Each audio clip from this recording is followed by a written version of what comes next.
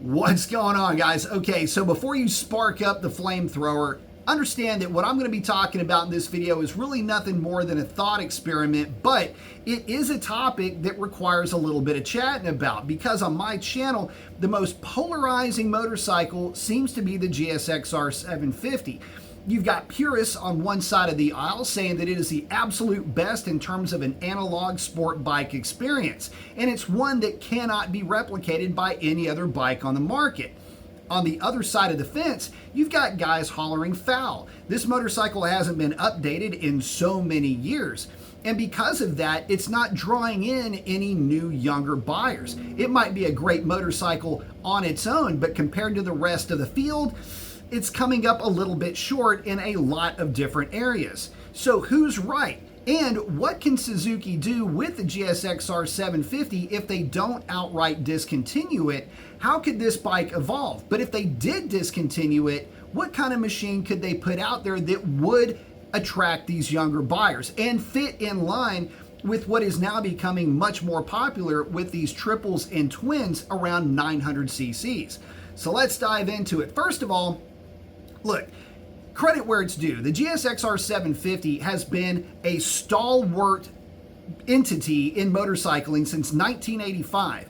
And as trends have ebbed and flowed, we've always had the GSXR 750. When sport bikes were king, the GSXR 750 was sitting at the top of that mountain.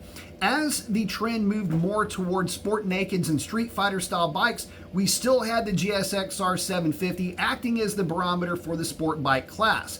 And now today, since we're moving away from the sport nakeds and really into some of these more super middleweights, think of like the R9 or the new V2 Panigale, the GSXR 750 is there to again act as an anchor for these larger displacement middleweights.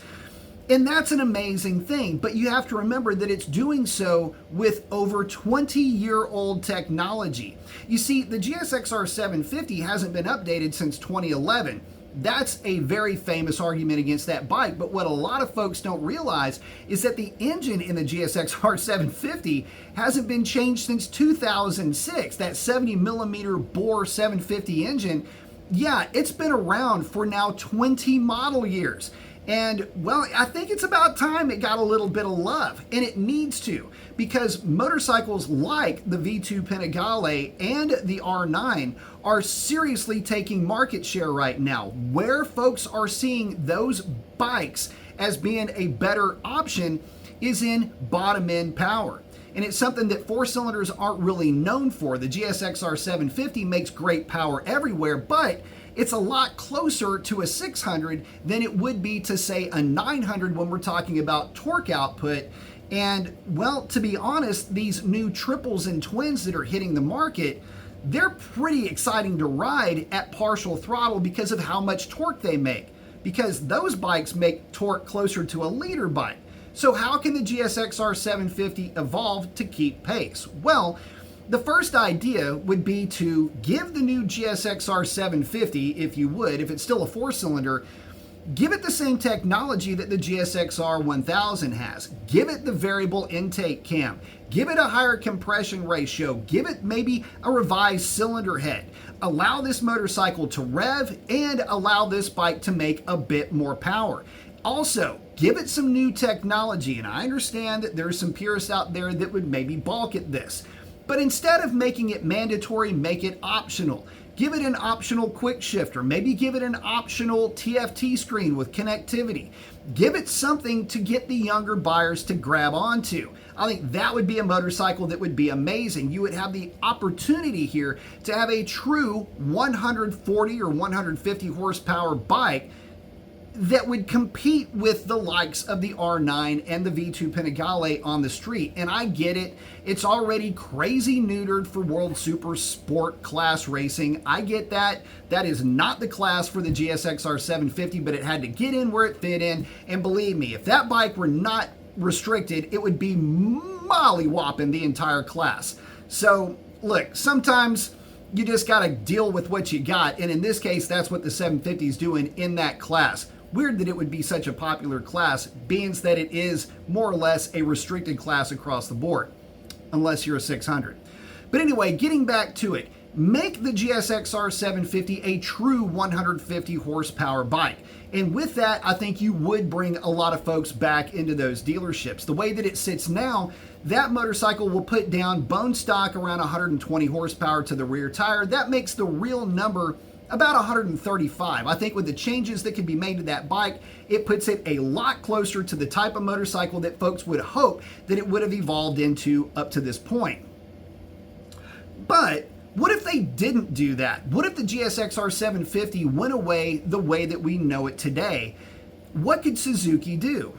Well, I've got an idea. You see, you've already got a GSXR 1000. That's a 4-cylinder. If you lob a cylinder off of it, it's now a 3-cylinder 750. It's already got variable cam, it's already got the higher compression, it's already got all of that stuff going for it. Let's say you take that engine that's already got the revised crankcase for 2026.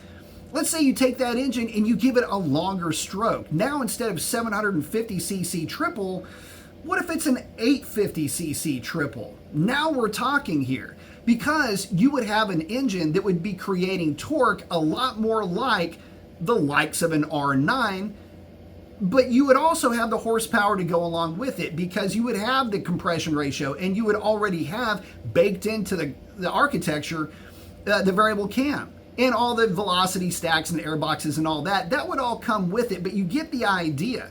If the GSXR 750 went away because, well, displacement is king and these larger super middleweights seem to be really taking over the imagination of a lot of motorcyclists out there, you give that type of architecture the same type of technology that you find in the R9 or the V2 Panigale, and now you've got yourself the makings of one hell of a nasty street bike that would hold its own on any track with any state of tune with the R9 and the V2 Panigale. I would go so far as to say this: a GSXR 850 triple with that type of architecture would straight up crush the field when it comes to outright performance, whether it's on the street or on the track.